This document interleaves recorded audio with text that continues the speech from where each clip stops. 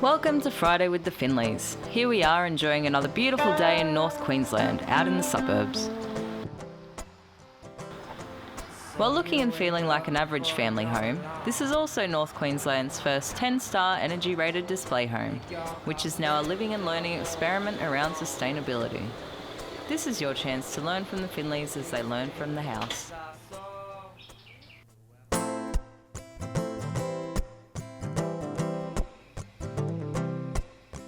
Dad, after talking to Simon, we found out how much water every house in Townsville uses. And guess what? We can all have long showers if we... Hurry up, you don't know how hard it is to get that water. Well, actually I do, and it turns out you're the problem. So I've had a chat to Simon and guess what we found out. Oh yeah, what? How much water does every house get allocated? Yeah, so Townsville's actually got a system where you can either choose to have a water allocation or you can choose to be on what it's called a water watchers plan.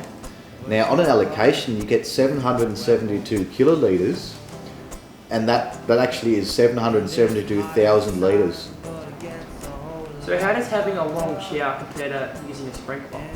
That's actually a really interesting point, which is a little bit contentious, but I like telling this story. So what happens is that your shower head here likely uses a lot less than most shower heads, but in a new house you can't build a house with a shower head that uses more than 9 litres a minute. Yeah? But you can go to your hardware shops, and one of the cheapest sprinklers actually uses 25 litres a minute.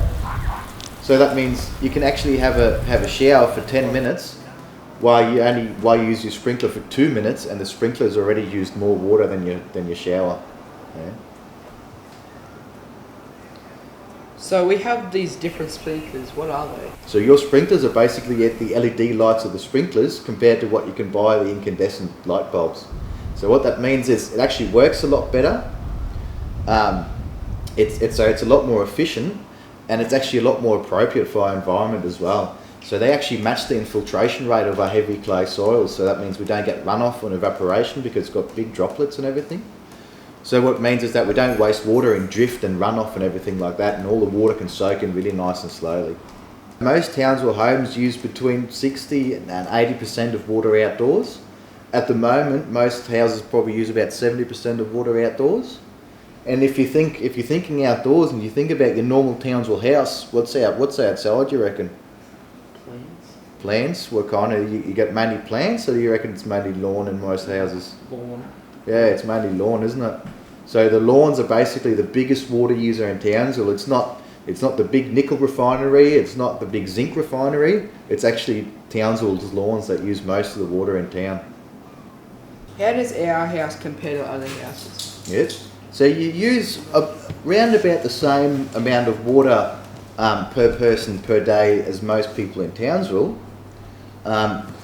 So you're sort of on average with most houses here, but the good thing is you're using a lot of the water to actually grow stuff you can eat. So a lot of herbs, plants, I can see you've got bananas here and everything like that. So that's a really good use of water instead of putting it out on your lawn. But I reckon there's still a little bit of work you can do outside where you can still reduce your water use a little bit. Does grass save water? Not at all. Grass is, like I said before, probably one of the highest water users in Townsville. But you can get also really special varieties of grass that are a lot more suited to our conditions here in Townsville than the sort of usual grass you get from that's been traditionally used in Townsville. Water tanks work well in Townsville? They don't work that well unless you can get a really, really big one. And the main reason for that is that because we've got that really seasonal rainfall there, so that means your rainwater tank fills up really quickly, but then it stops raining and it doesn't get a top up. So after probably maybe 2 or 3 months, depending on how big your tank is, it's going to be empty and probably not going to get filled again for another 6 months. How can we improve our water efficiency? Using really water efficient sprinklers like you have that one we were talking about before, but also on your irrigation system you can get really efficient sprinklers and things like that, and making sure they're set up properly and they don't leak. And that's one of the really big things as well with irrigation systems, is they leak a lot. Okay? So again, having a look outdoors first is the main thing, and then you start looking inside, and then you can start having a look at, you know, how efficient is your dishwasher and your washing machine, and you know, you turn your water off when you're brushing your teeth, and if you're doing really good outside, then maybe your parents can convince you to have shorter showers. But until that happens, you're probably fairly safe. This is the really exciting bit. We get to do Dad's dumb sustainable facts. This is stupid.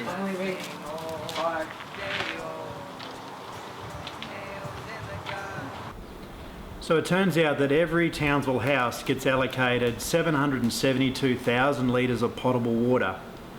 So if you paid $2 for every one of those litre bottles, that would cost you $1.5 million. And it turns out we waste more than 60 or 70% of our water outside. So that's more than 500,000 litres wasted on our lawns.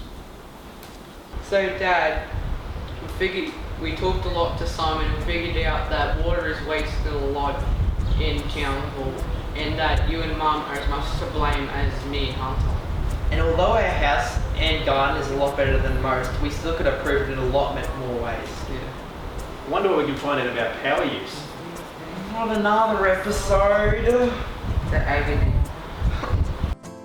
But your body is a weapon,